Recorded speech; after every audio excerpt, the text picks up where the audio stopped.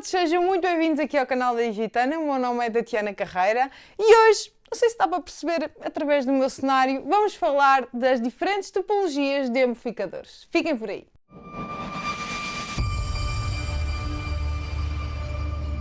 Neste momento há três topologias principais que usamos para amplificar as nossas guitarras. Amplificadores a válvulas, como este Fender que tenho aqui, amplificadores a transistores, como este Boss, e modeling.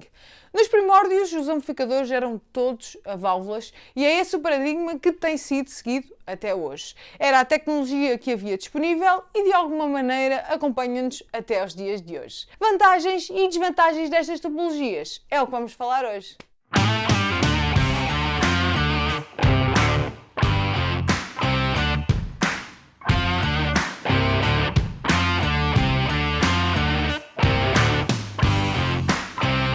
Não é descabido que a maior parte dos guitarristas usem amplificadores a válvulas. O seu som quente e a sua dinâmica são inconfundíveis e muitas vezes comparados à fotografia analógica.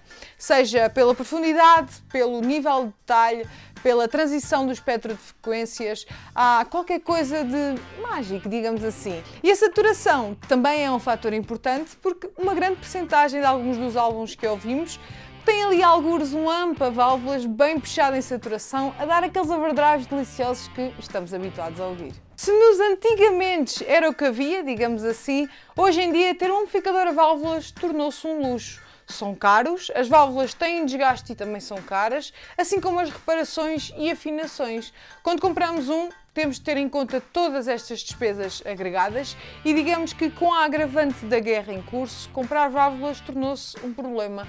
Os toques são muito baixos, preços em escala, as válvulas russas, que são as mais procuradas, estão em rupturas de stock e com os preços muito altos, a malta vira-se para as chinesas e as checoslovacas, que são menos estáveis e mais baratas, mas os stocks também voaram rapidamente. É uma topologia que continua a ter muitos seguidores, mas que hoje em dia tem estas condicionantes.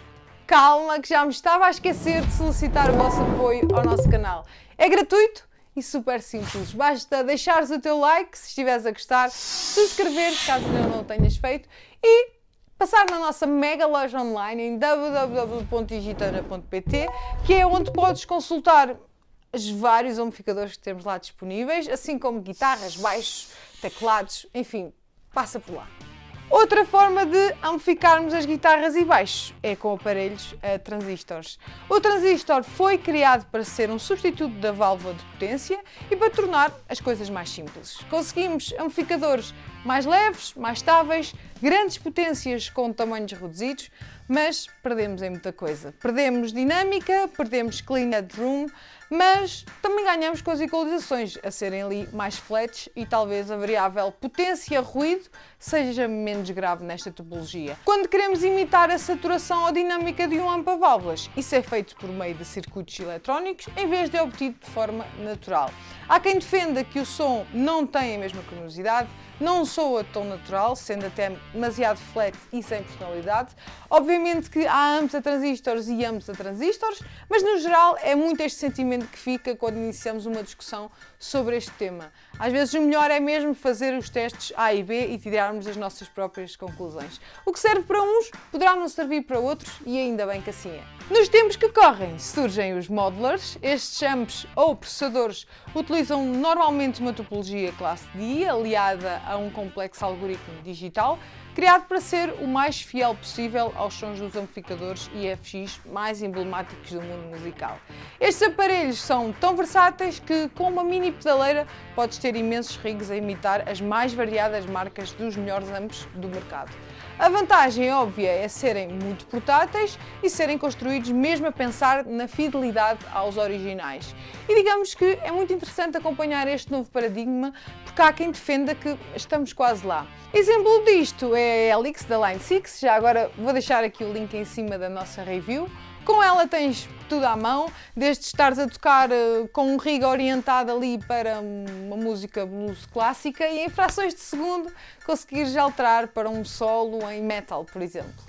Na escolha de um amplificador tens aqui algumas considerações. Vai depender muito do teu budget, do estilo que tocas. No fundo há aparelhos para todos os gostos, portanto deixa a tua consideração. Eu gosto de um bom amplificador a válvulas. Ao vivo uso modeling porque é mais prático, mas em estúdio é indiscutível que volta às válvulas. Mas tu podes e deves ser diferente. A Igitana está cá para te ajudar com um leque brutal de amplificadores disponíveis no nosso site, portanto aproveita agora e vai lá dar uma espreitadela. Já agora eu gostava muito de ver as vossas opiniões aí nos comentários. Como eu disse, uns gostam mais de uma topologia, outros de outra, portanto é um assunto muito discutível, mas estou curiosa para ver os vossos comentários. Quanto a nós, vemo-nos no próximo vídeo. Até lá!